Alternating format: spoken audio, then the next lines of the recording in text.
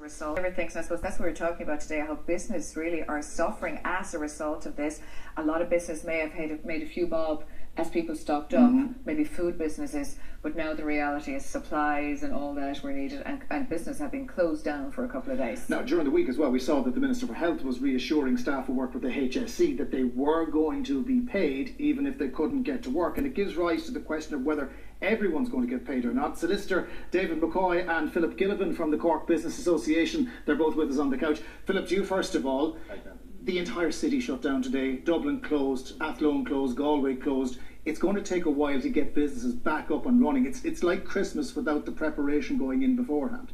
Okay, well, let's turn to the legal side of things. Where do we stand? I mean, I know Philip said his friend who owns the retail business is going to pay staff, but David, are people incumbent? Is that incumbent among employers? Yes, if the employer has made a decision to close his premises or factory or business, he is obliged to pay the employee.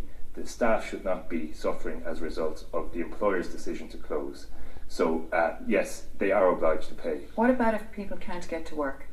That if it's a status red situation, I think an employer will find it very difficult to compel his staff to come to work when the government and the Met Service have said you need to stay indoors. But can they pay? Can they get paid though? That's the worry. Like, say there's people at home now, they can't get to work. They don't want to risk it, or maybe they have kids and they can't get out. But they need the cash, they need the money.